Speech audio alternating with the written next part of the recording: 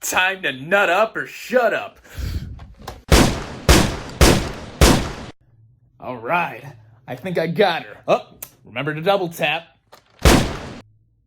Alright, I think we're all... What is up, everybody? RandomRandomMan here, and... Oh god.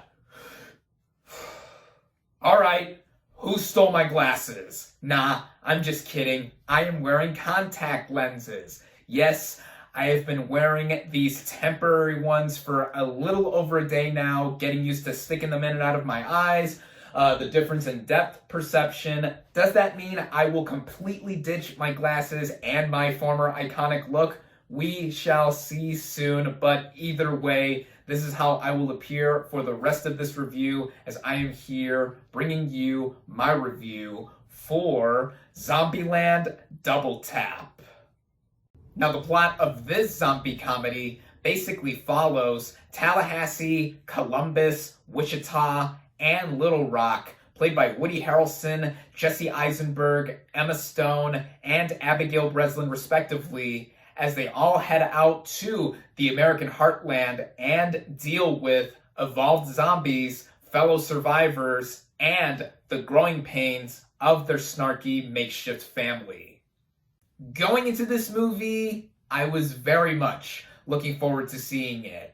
I really enjoyed the 2009 original Zombieland film, which, as I just implied, was over a decade ago, and now we have received the long-awaited sequel 10 years later. I've always wanted to see a follow-up to that film and what else could happen in this universe that the first film so cleverly and feverishly set up, and now we have the original 4 cast members of that film returning to their lead roles, as well as the director behind the camera, Ruben Fleischer, who recently has come off of directing last year's worldwide box office hit Venom, which I will say was an amusing film, to say the least. I wasn't one of those people that hated the film, but I also didn't exactly love it either. I will say that it was quite an interesting comic book film.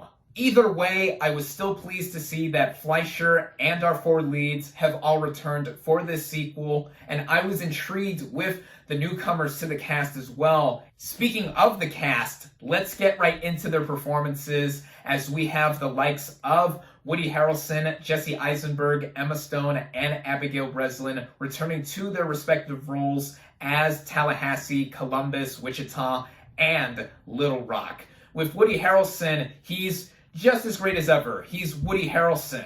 He's done a lot of dramatic roles in his past work, but a lot of people do forget that he does have a knack for comedy. After just seeing him host Saturday Night Live 2 weeks ago and seeing him in the first Zombieland film, he is fantastic. In the first movie, his shtick was that he was looking for the last batch of Twinkies all around the country. Here, his shtick is that he loves Elvis Presley, and he is all the more hysterical for that. Jesse Eisenberg as Columbus. He is, as usual, witty, yet also kind of timid and standoffish kind of way. He's basically Jesse Eisenberg, as he is in just about every other movie. He was great in the first film. He is great here again. Emma Stone as Wichita. She is great here again as well. Basically, everyone here that returns is great. With Abigail Breslin as Little Rock, she has the least to do among our 4 leads here. In fact,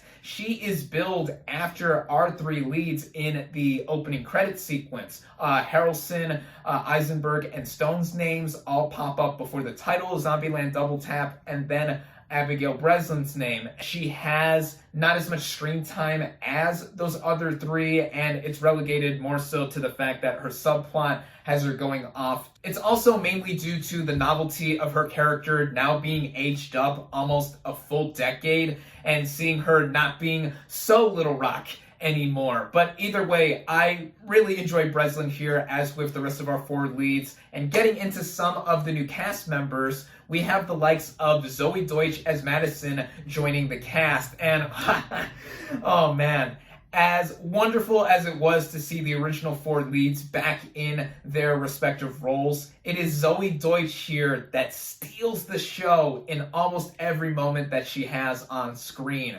She is so cute as this adorably dumb blonde, and she had me and my audience laughing up so many times in various moments of the film, and she also creates a bit of a love triangle between herself, Columbus, and Wichita. There's also Yvonne Jokia as Berkeley, the hippie and love interest that Breslin's Little Rock scurries off with. Fans of the Nickelodeon series Victorious will recognize Jokia as Beck from that show. I thought he was pretty good here for the stereotypical kind of archetype that he was displaying. There's also Rosario Dawson as Nevada, the badass chick that the main crew meet along the way, and a bit of a love interest for Woody Harrelson's Tallahassee. And then the final two cast members of worthy note are Luke Wilson and Thomas Middleditch as Albuquerque and Flagstaff, respectively. Now, as seen in the trailers for this film, they're almost the doppelgangers or doubles of sorts to Tallahassee and Columbus for their respective personalities, lining up with their characters, and I thought that they were solid for what they had to do. All in all, I think that the cast here, again, with our four leads, all of them deliver some superb performances, but it is Zoe Deutsch as Madison that is the real standout here. The writing of this film instantly puts us back in this universe where zombies have run rampant in this post-apocalyptic world only about a decade later, and it feels like we almost never left, as we are given the set of rules that Jesse Eisenberg's Columbus has now reinforced to us again, as the title of this film is a clever nod to his second rule of always remembering to double tap whenever one is capped off a zombie, and then also giving us a new slate of zombies as well that have now evolved into different forms, and then also seeing our four main leads work together as a knit group to fend off against some flesh eaters, and it really makes us feel like we are back in here. That's a big pro for this film, and it sets up something that is basically a literal evolution of the first movie, while also feeling like more of the same here. That is something I would say is the biggest issue of the film for me. It is recycled in terms of its plot. Not that there aren't surprises here and there, which there are, but mainly with the writing, it does feel like the first movie again, only 10 years on, and it feels like that there is not much in the way of deviation in terms of how the plot goes. It is predictable in some areas. There are some aspects that I didn't think entirely worked with the script either. I mentioned before that with the introduction of Zoe Deutsch's Madison, the love triangle between herself, Wichita, and Columbus, I thought was something that really wasn't that needed, but it's there because of how her character is introduced and later carried forth with the rest of our main three players. Also to supplement Little Rock going off with Berkeley to create two sides of the story, and eventually you know that they're gonna all meet up together anyway. But with all that being said though, with the rehashed nature of this film, the way this movie does literally move in terms of the direction by Ruben Fleischer,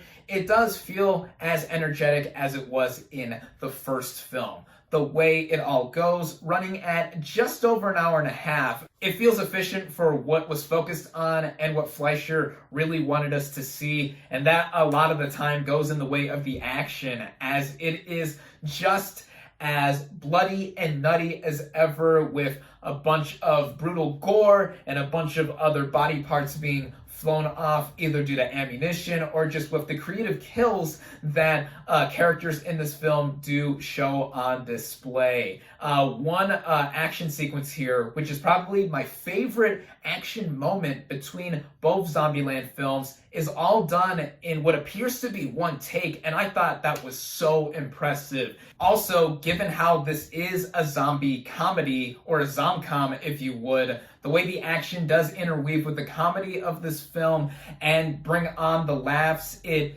did have me thoroughly entertained from beginning to end. And all else I can say with this film, besides the technical merits, the movie did what it had to do in terms of its camera work, its editing, music, what have you. Aside from all that, there really isn't much more for me to say other than if you were a fan of the original Zombieland film, I think you will at least like this sequel. Is it as good as the first film?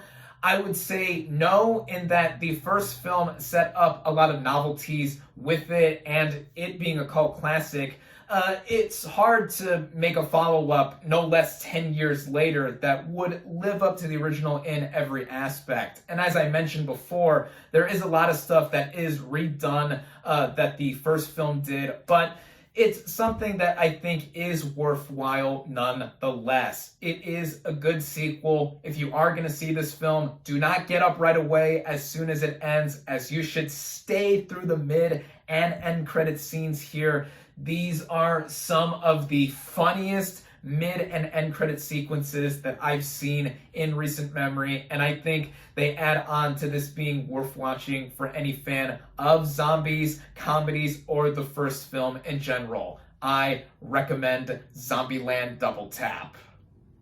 My final verdict for Zombieland Double Tap is 3.5 out of 5 stars.